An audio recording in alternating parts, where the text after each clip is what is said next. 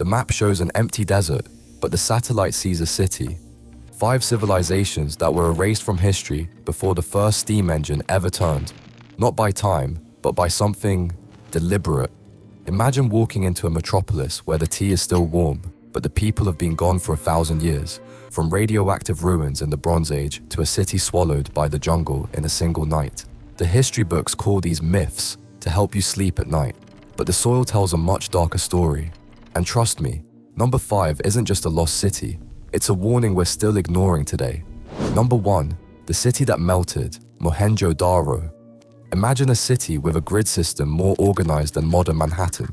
In the Indus Valley, 4,000 years ago, Mohenjo-Daro was the peak of human luxury. They had heated baths and flushing toilets while the rest of the world was still figuring out how not to live in mud. But here's the first red flag that keeps historians awake at night. Archaeologists didn't find any palaces, no statues of glorious kings, no massive temples to angry gods. It was a literal utopia until the day the sky turned into a furnace.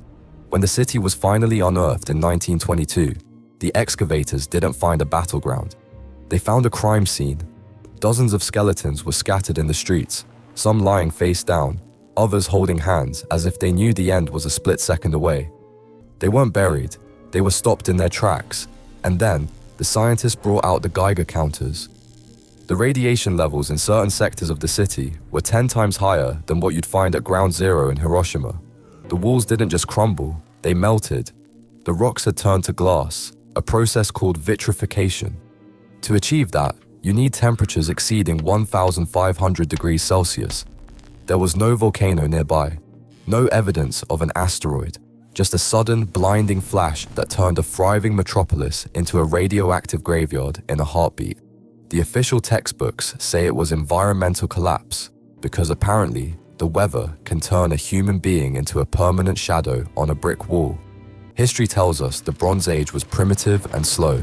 The glass on the ground says we're being lied to about what our ancestors were actually capable of. Mohenjo-Daro was the city that was microwaved out of existence. But it's nothing compared to the silence coming from the Sahara. Number 2, the eye that sees everything, the Richard structure. The Sahara is the largest graveyard on Earth, hiding secrets under billions of tons of shifting sand. But if you zoom out far enough, the desert starts looking back at you. Deep in Mauritania lies the Richard structure, a massive concentric bullseye 25 miles wide. Geologists call it a domal uplift, a natural accident of erosion.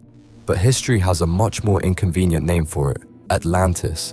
Plato described the capital of Atlantis as a city of concentric rings, 3 of land, 2 of water. He gave the exact measurements. He mentioned a mountain range to the north. He even noted an opening to the sea in the south. When you look at the eye of the Sahara from a satellite, the measurements match Plato's descriptions with terrifying precision. The mountains are there, the rings are there, and the ground is littered with thousands of seashells and whale skeletons in the middle of a scorched wasteland. But here is where it gets banned.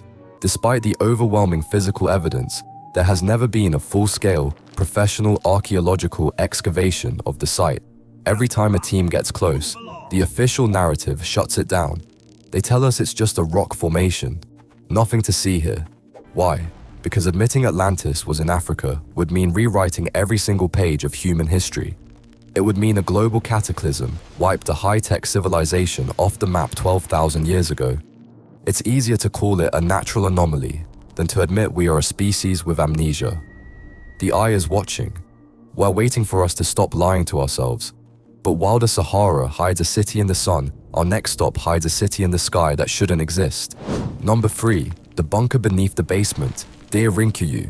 In 1963, a man in Turkey decided to renovate his basement. He swung a sledgehammer, knocked down a wall, and found a tunnel that wasn't on any blueprint. He didn't just find a room, he found a doorway to a nightmare. Deep beneath the volcanic rock of Cappadocia lies Derinkuyu, a city that shouldn't exist. It's 18 stories deep. It held 20,000 people, and it was carved entirely by hand out of solid stone, thousands of years before the invention of steel. This wasn't a cave village. This was a high-tech survival bunker. It had ventilation shafts that still work perfectly today without a single fan. It had specialized rooms for livestock, wine presses, and even schools. But here is the detail that the official history books try to gloss over. Every single passage is blocked by massive circular stone doors, some weighing half a ton, and these doors can only be opened or closed from the inside. Think about that for a second. Who, or what, were 20,000 people so terrified of that they decided to spend their entire lives in the dark? Historians claim they were hiding from raiders or armies. But you don't build an 18-story underground metropolis for a weekend raid. You build it when the surface of the planet has become a literal death trap. The precision of the air vents suggests a knowledge of fluid dynamics we didn't rediscover until the industrial age. It's almost like they were following a manual we've since burned. Boy, we called them primitive, yet they survived something that would wipe us out today. Derinkuyu is a silent scream from the past, warning us that the sky isn't always safe. But if you think an underground city is strange, wait until you see the one built in the middle of the ocean, where the stones themselves defy gravity. Number 4. The city of floating blocks, Nan Madol. In the middle of the Pacific, on the remote island of Pohnpei, lies a city that shouldn't physically exist. Nan Madol. It's built on 92 artificial islands, constructed entirely from massive basalt logs that look like giant toothpicks. Some of these stones weigh 50 tons, the equivalent of a fully loaded semi-truck. There are 250 million tons of them in total. But here's the problem. There are no basalt quarries on that side of the island.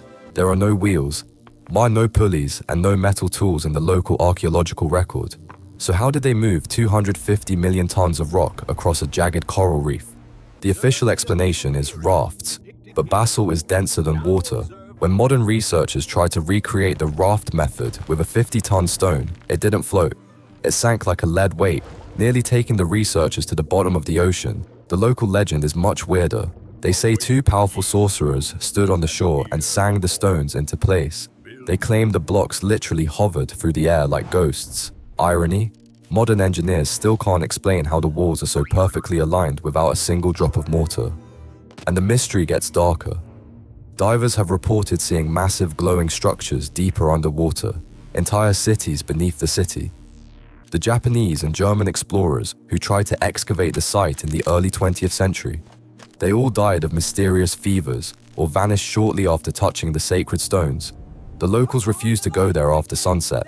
They say the great ones are still sleeping beneath the silt and they don't like visitors. It's a city of levitating stone that defies every law of physics we hold dear.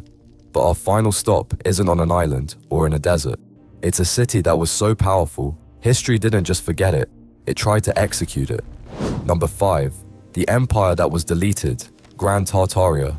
Open a map from the late 1700s and you'll find something that shouldn't be there. A massive empire stretching across Eurasia, larger than Russia and China combined. The Kingdom of Grand Tartaria. It had its own flag, its own royalty, and a capital city of gold and marble that rivaled Rome. Yet by the 1900s, it had vanished from every history book on the planet. This wasn't a slow decline. This was a systematic execution of a culture. Historians call it a geographical misunderstanding. But you don't build thousands of miles of star forts and ornate stone cathedrals for a misunderstanding. Look closely at our world's oldest, most majestic buildings.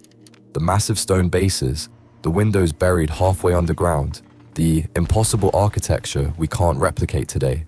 The theory suggests a global cataclysm, a great reset, was used to wipe the slate clean. They didn't just burn the books, they literally buried the cities under feet of mysterious silt. Why? Because the Tartarians were reportedly utilizing atmospheric energy, wireless power, free electricity for everyone. That's a forbidden technology that would break our modern power structures in 24 hours. So, they erased the empire, renamed the survivors, and told us we were the first ones here. The ultimate twist: we aren't living in the peak of the industrial age. We are living in the basement of a much greater civilization, squatting in their ruins and calling ourselves modern. The warning is simple: if they can delete the largest empire on Earth, they can delete us too. The truth isn't lost, it's just waiting for the next rain to wash away the lies. That's all for today. Subscribe if you love discovering the dark side of everyday life.